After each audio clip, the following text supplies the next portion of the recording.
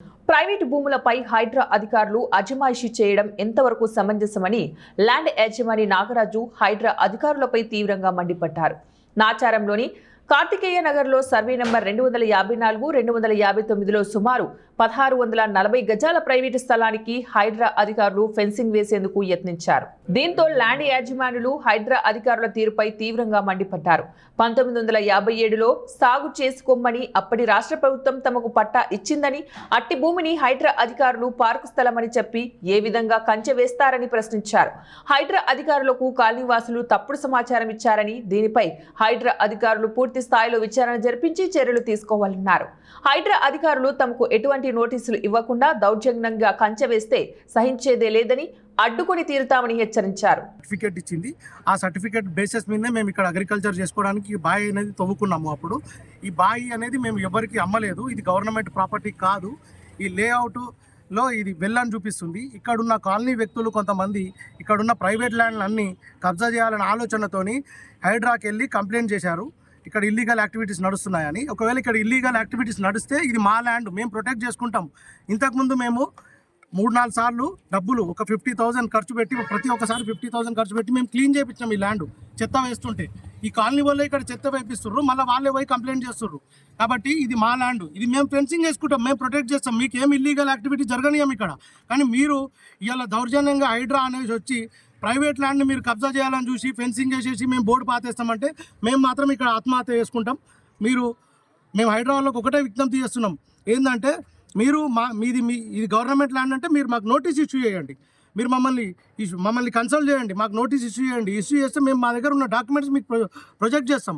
అప్పుడు కూడా ప్రజలు టోటల్గా మరి ప్రభుత్వాన్ని, ప్రభుత్వ యంత్రాంగాన్ని, ప్రభుత్వ అధికారులను మరి ఈ కాలనీ ప్రజలు తప్పుతో పట్టించే ప్రయత్నం చేసిరు.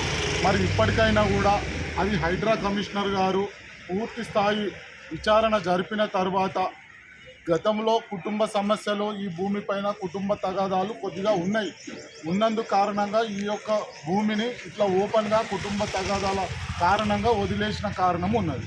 కానీ ఇప్పుడు కాలనీ ప్రజలు పోయి హైడ్రా కమిషనర్ రంగనాథ్ గారిని కలిసిన తర్వాత రంగనాథ్ గారు ఇక్కడ ఉన్నటువంటి భూమిని ఇన్స్పెక్షన్ చేయకుండా, ఎంక్వైరీ చేయకుండా, మరి ఎవరెవరిపైన డాక్యుమెంట్లు ఉన్నాయనేది డాక్యుమెంట్ పరిశీలన చేయకుండా హైడ్రా కమిషనరు, ఆ హైడ్రా ఒక అధికారులు ఇక్కడికి వచ్చి మరి ఇక్కడ భూమిని మరి ప్రొటెక్ట్ చేస్తాము అని అనడము అది చాలా చదువుకున్నాం. ఎందుకంటే ఇక్కడ మాకు కట్ట ఉండే, ఆ కట్ట నుంచి వాళ్ళు నీళ్ళు వస్తుంటే పుట్టిగా యుద్ధం వెళ్ళిపోతుండే. మా అగ్రికల్చర్ ల్యాండ్కి మేము ఒక డ్యామ్ గా మామూలుగా వాటర్ డ్యామ్ గా పెట్టుకోవడానికి ఇక్కడ మేము మా జాగాల్లో మేము తవ్వుకోవడం జరిగింది.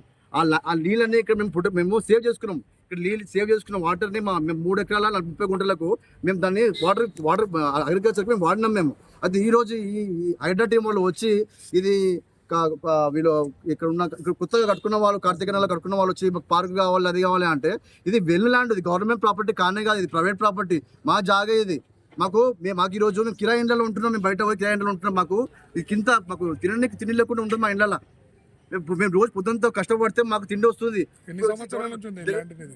మేము 1940 స్వాతంత్రం రాకముందు నుంచేలే ఈ ల్యాండ్ మేము అగ్రికల్చర్ చేసినాం. మేము ఇక్కడ ఫొటోస్ కూడా మా దగ్గర ఫొటోస్ కూడా ఉన్నాయి. అవి ఇప్పుడు మీరు అప్పుడే మా గవర్నమెంట్ మాకు ఏం చేసింది అంటే 1950 యాక్ట్ కింద టెనెన్సీ పట్టా ఇవ్వడం, టెనెన్సీ పట్టా ఇచ్చింది మాకు.